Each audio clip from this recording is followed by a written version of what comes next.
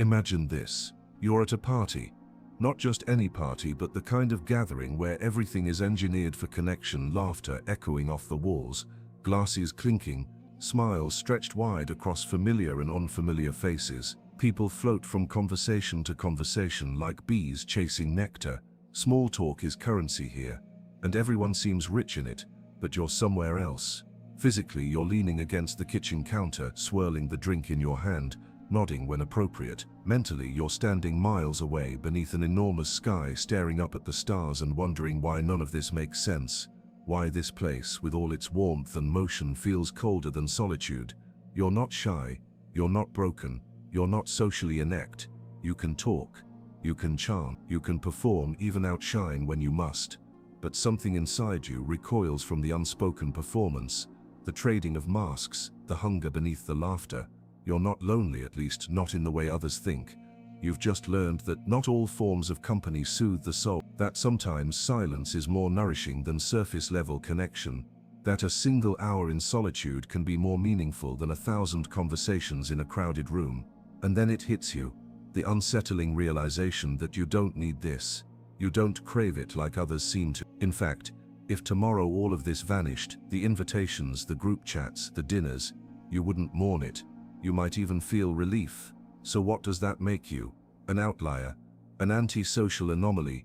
Or perhaps something else entirely? Why is it that the smarter you are, the more exhausting social life tends to feel? Why do you find more stimulation in a book of ancient philosophy than a bustling dinner table of friendly chatter? Why does your mind spiral into metaphysical questions when all others want to talk about is the weather, the latest show, or who said what on Instagram?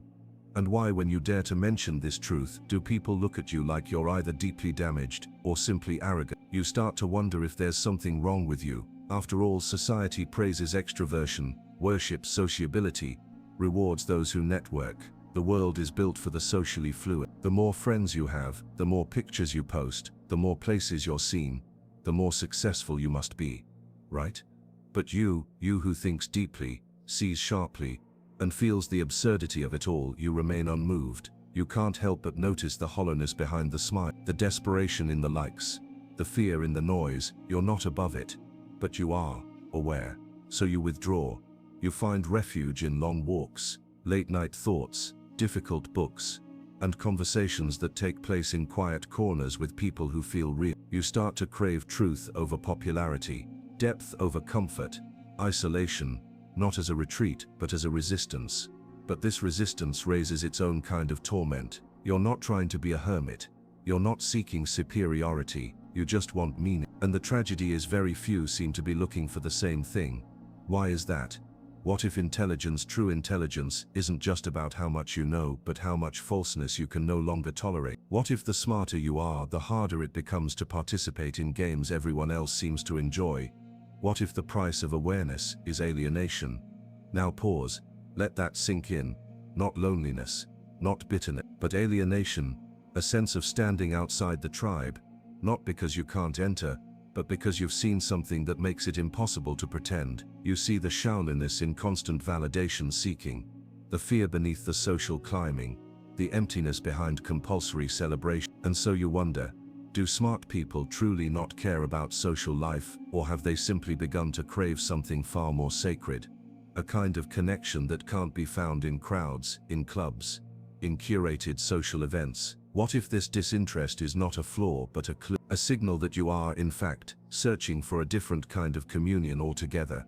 That's the paradox. The smarter you are, the lonelier you may feel, not because you don't want connection, but because so few know how to offer the kind that reaches your soul. And that leads us to the deeper question: what is it about modern life, about psychology, society, even the architecture of the human mind, that makes true connection so rare, and makes smart people want to escape it entirely?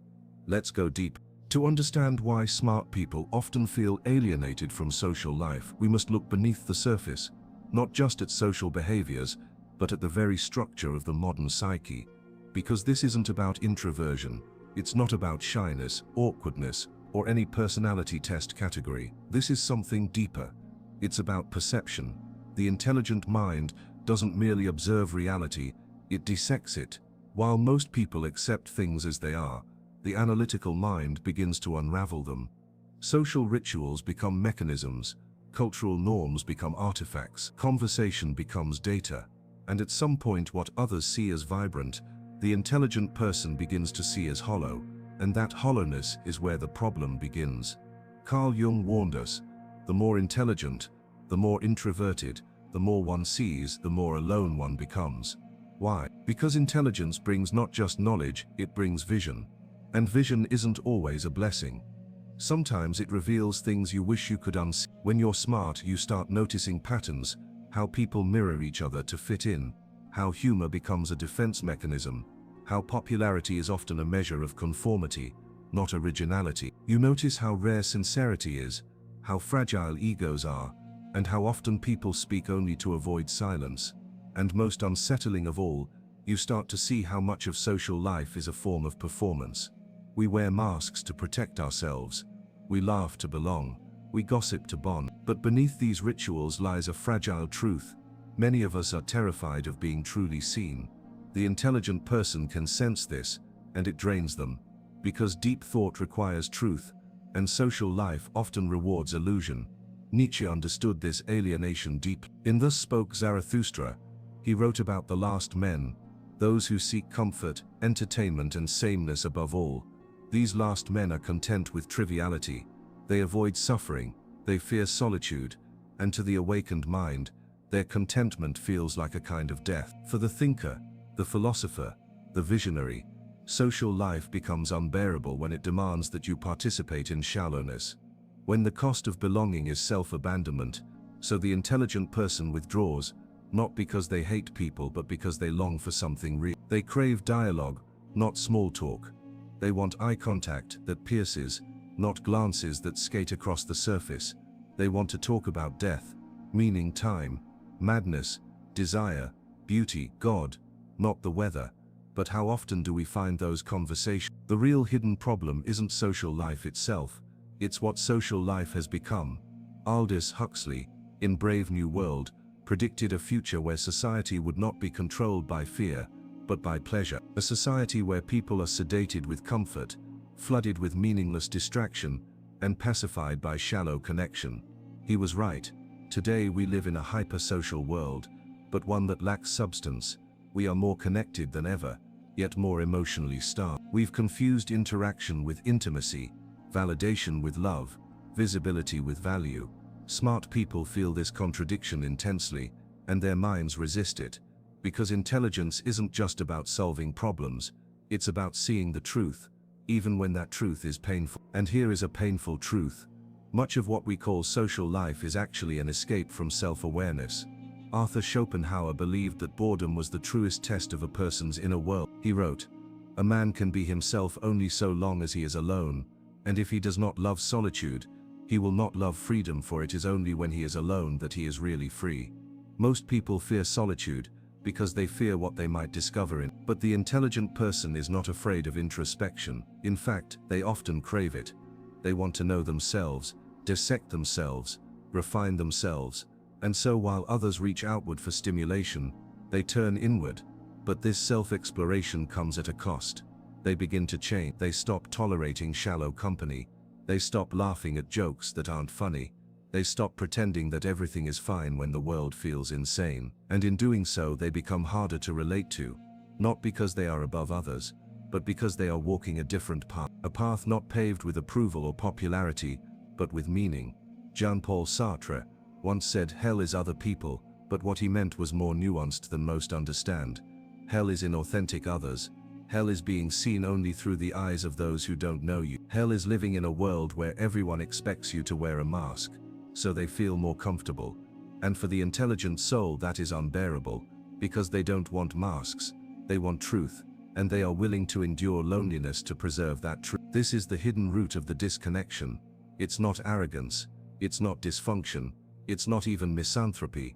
It's that the intelligent mind sees through the facade, and is haunted by the question, if so much of social life is built on pretense, what does it mean to truly belong? That question left unanswered eats away at them, until the world begins to feel like a stage, and they, a reluctant actor who no longer wishes to play. So they retreat, not to escape people but to search for something else. What is that something? That's the mystery, the hunger, the ache beneath the surface. And yet, it's not without consequence. Because in walking away from society, even for the right reasons, a new problem emerges, one far more insidious. A consequence not just of solitude, but of awareness itself. And that is where we must go next. To the unseen consequences of seeing the world too clearly, to what happens when intelligence becomes isolation, and awareness becomes a kind of exile. Let's go further. You wanted truth. You saw through the games, the performances, the hollow rituals, and you refused to participate. You stepped away from the crowd, not in bitterness but in pursuit of something deeper, something real. But now, something unexpected is happening. You're alone with your thoughts, as you wished. You've carved out silence in a world addicted to noise. No one interrupts your evenings, no one drains your energy with shallow concerns. And yet, there's a new ache now. Not the ache of missing others, but the ache of being unreachable, of seeing so clearly that no one around you seems real anymore. You talk, but no one hears. You share, but no one understands. You reach out, and it feels like touching smoke. You begin to wonder, have I gone too far? Have I seen so much falseness in the world that I no longer know how to belong? This is the consequence no one warns you about. The more aware you become, the more disconnected you may feel. Not because you hate people, but because you can't unsee what you've seen. And what you've seen is this: most people are asleep, and they don't want to wake up. Cognitive dissonance is everywhere. People complain about feeling empty, then flood themselves with content that numbs them further. They talk about love, but fear intimacy. They seek happiness but run from discomfort. They reject silence and fear introspection, because silence reveals the truth, and the truth demands change. But you have seen the scaffolding behind the stage. You've read the scripts people live by. You've noticed how people sell their authenticity for belonging. And that makes you dangerous. The danger of vision is isolation. The human brain evolved to prioritize connection. From a neurological standpoint, we are wired for tribe, for belonging, for shared rhythms and mirrored behavior. When we laugh together, our brains release oxytocin. When we agree with a group, we feel safe. When we follow norms, we're rewarded. So when you stop participating in the dance, the brain begins to panic. You start to feel the weight of difference. You become hyper-aware of your detachment. Your mirror neurons no longer fire with the same pleasure. Your dopamine circuits no longer find meaning in crowd. And the mind, being what it is, starts to turn on itself. What's wrong with me? Why can't I just be normal? Why do I ruin every chance at connection? And so the same intelligence that freed you begins to accuse you, because you see too much. But now you can't feel enough. And in that space between seeing and belonging, a void opens. This is the shadow side of awareness. You've gone beyond the tribe, but you haven't yet found the mountain. You've rejected superficial connection, but you haven't yet discovered deep communion. You're in the desert now, and the desert is vast.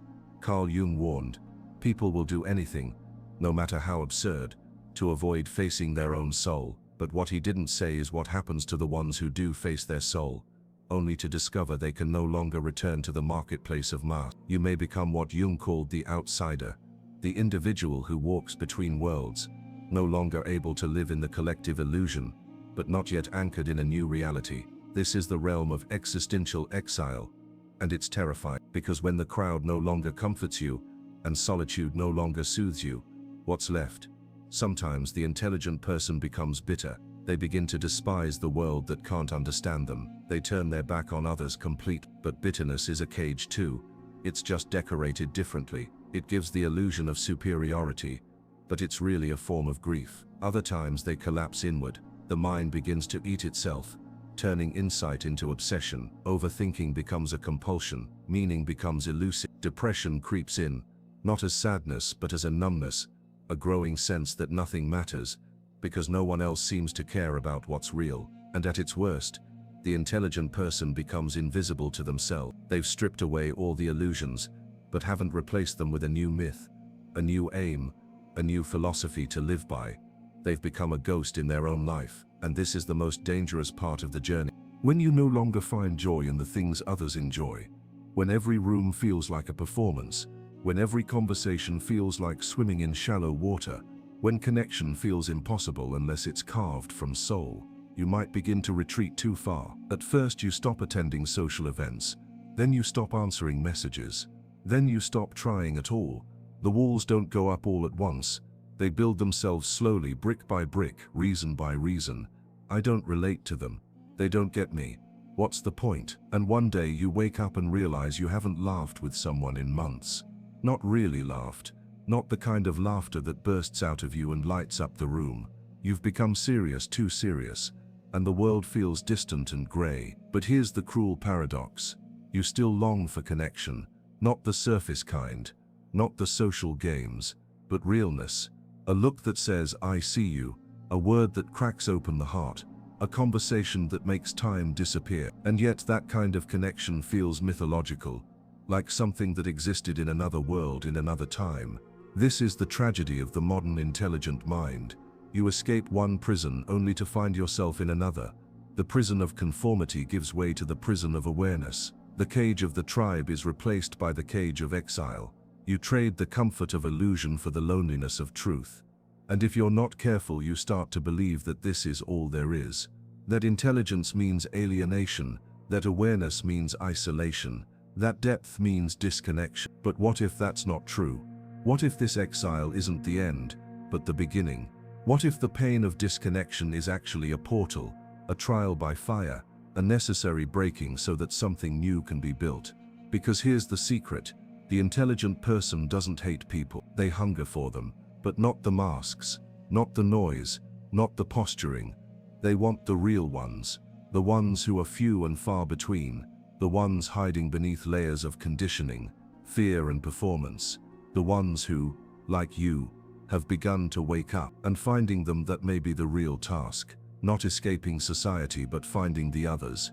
But to do that, you'll need something more, something rare. You'll need to rebel, not against society but against the belief that you must walk alone forever. Let's talk about that rebellion. The escape from alienation, the return of the soul, the moment when you stop running from the world and start transforming it. You've walked through the desert. You've known the silence of understanding too much, the ache of seeing what others don't, the slow erosion of connection in a world addicted to illusion. You felt the weight of your own mind become both a blessing and a burden. Clarity without communion, freedom without belonging. But now, something inside you begins to stir. A question, a defiance, a whisper in the back of your mind that says it doesn't have to end this way. You've seen the cage. You've felt the walls of isolation close in. But here's the truth no one told you. You can choose to stop being a ghost, not by returning to the tribe in blind obedience, but by learning to live in the world without being owned by it. By building your own philosophy, your own map, your own circle of the real. This is the rebellion. It begins with one realization. You are not here to fit it. You are here to transform. The intelligent mind, the awakened soul, the overthinker, the wanderer. You weren't cursed with depth so you could suffer in silence. You were given it to see what others can't, and say what others won't. To become a mirror, a question, a lighthouse in the fog. And to do that, you need to stop hiding behind your clarity. You must step into it, own it, wield it. This is not a call to arrogance. It's a call to courage. Because hiding your mind, dimming your thoughts, pretending to be shallow just to blend in, that's not humility, that's self-abandonment. And the first act of rebellion is this: stop apologizing for your depth. But then comes the harder part, finding the others. Because no, you're not the only one. You're not the only person who walks through rooms and wonders where the realness is. You're not the only one who's tired of performative friendships, endless distraction, and meaningless noise. They're out there. Others like you who read books not for productivity but for existence, who stare at the sky and feel time unraveling, who've walked away from normal life, not because they couldn't keep up, but because they finally understood the price of keeping up wasn't worth it. So how do you find them? You don't find them in the usual places. You won't meet them at loud parties, networking events, or in the race for status. You find them at the edge, in quiet bookstores, in slow conversations, in long silences that feel more honest than hours of talking, in online communities where thoughtfulness isn't mocked, but celebrated, in places where minds meet, not just body. And to meet them, you must speak your truth, openly, vulnerably, unapologetically. not for validation, but as an act of signal, like lighting a fire in the dark, not knowing who might see it, but knowing someone somewhere is looking for it too. There's something else the rebellion requires, a shift in how you see solitude. Solitude is not exile, it is not rejection, it is not the enemy of connection. Solitude is preparation, it is the place where you refine your voice, where you sharpen your vision, where you build the inner world so rich, so luminous, that you no longer feel the desperation to be filled by others. It's where you learn that you can live without the tribe, not because you despise it, but because your sense of self no longer depends on it. Nietzsche said, "Become who you are," but he didn't mean passively. He meant through struggle, through disintegration and reconstruction, through choosing your values, your truths, your way of being, even when the world laughs, rejects, or ignores you. That's rebellion, not loud, not angry, but steady, rooted, principled. It's a quiet defiance that says, I will not live on the surface, I will not trade truth for comfort, I will not perform so others feel less threatened by my honesty. But rebellion doesn't mean withdrawal from life, it means re-entering it on your own terms. Here's the paradox. The more true you become to yourself, the more magnetically you draw the right people. When you stop trying to appeal to everyone, you start attracting those who see you as you are. But this takes time and risk. It means saying no to invitations that drain you. It means tolerating long stretches of solitude without turning bitter. It means creating art, ideas and expressions that might be misunderstood. It means building spaces where others like you can find refuge. And it means realizing that you may never be fully understood in the way you long for. But that doesn't make your longing wrong, it makes it sacred. And what about social life? Do smart people need it? Yes, but not in the traditional sense. You don't need large friend groups, constant messages, or endless plans. What you need is soul contact, real presence, intimacy of mind and spirit. You need people who speak in subtext, who listen with their eyes, who ask questions that shake your foundation. You need others who know what it means to feel too much, think too deeply, and live outside the algorithm. So stop trying to care about social life the way others do, and start building connection your way. Maybe that means one deep friendship. Maybe that means long emails with someone across the world. Maybe that means being a mentor, a poet, a voice for the unseen. Whatever it means, let it come from your center, not your insecurity. And finally, the rebellion means this. You stop seeing your alienation as a curse. You begin to see it as a call, not to detach, but to awaken others, to walk back into the world, not as someone seeking approval, but as someone carrying vision, because the world desperately needs people like you, not to fit in, but to remind others what it means to be real. You've seen too much to play the game, so now, you write your own rules. But before we end, there's one final realization, the deepest truth, the one that changes everything. Not just how you live, but why you live. Let's go there. Let's uncover what all of this, your isolation, your rebellion, your pain has been leading to. It's time. You were never meant to belong. Not in the way others do. Not to the crowd. Not to the rituals. Not to the noise. And for a long time, you thought this was your flaw. That there was something defective about the way your mind worked.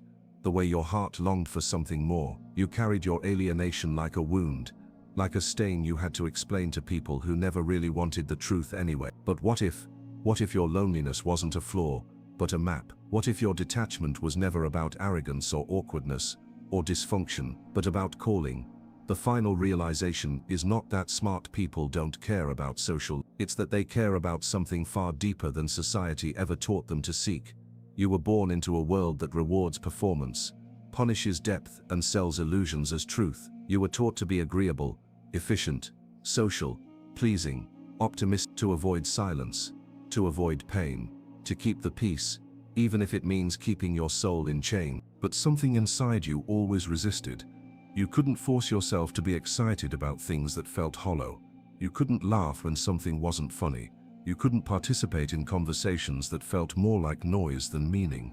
You couldn't unsee the fakeness, so you stepped back, and in that stepping back, you found yourself.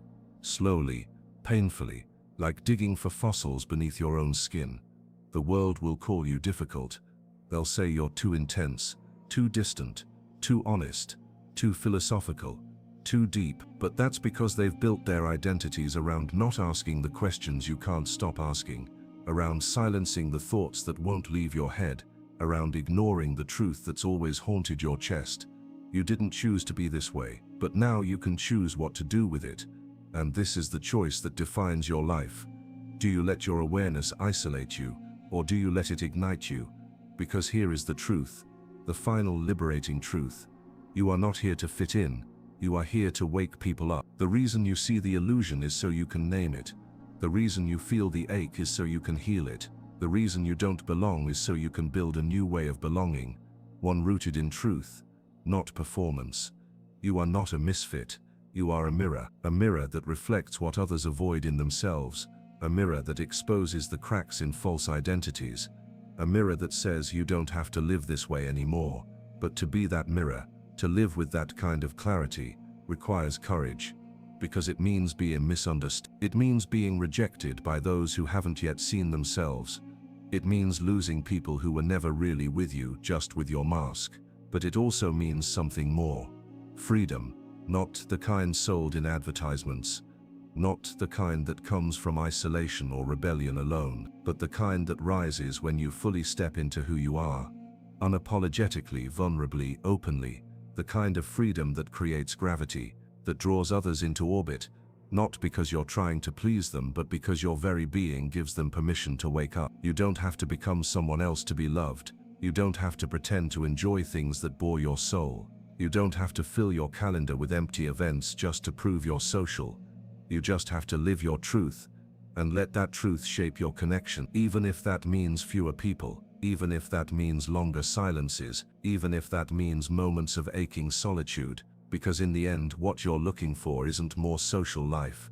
It's real life, raw life, unedited, unfiltered, undistorted. The kind of life where your mind is not a burden but a beacon, where your solitude is not a prison but a forge, where your alienation becomes your initiation. You were never meant to belong to this world as it is. You were meant to help remake it, in the image of honesty, in the shape of soul. The final, most powerful realization is not that intelligence distances you from others. It's that awareness gives you the sacred duty to go first, to be the one who sees even when others don't, to be the one who speaks even when others stay silent, to be the one who lives truthfully, even when the world begs for the lie. You're not here to escape life. You're here to wake it up. You're here to find the others, not in crowded rooms but in silent corners, not through performance but through presence, not through popularity but through purpose. So walk forward now, not in fear but in remembrance. Remember who you are beneath the conditioning. Remember what you've always longed for beneath the noise. Remember that not belonging is not a sign you're broken. It's a sign you're becoming the kind of person who lives from the soul, who doesn't need the world to validate them, because they've already seen what the world refuses to look at. And in that seeing, in that sacred knowing, you become something extraordinary, not someone who avoids social life, but someone who transforms it, one real moment at a time.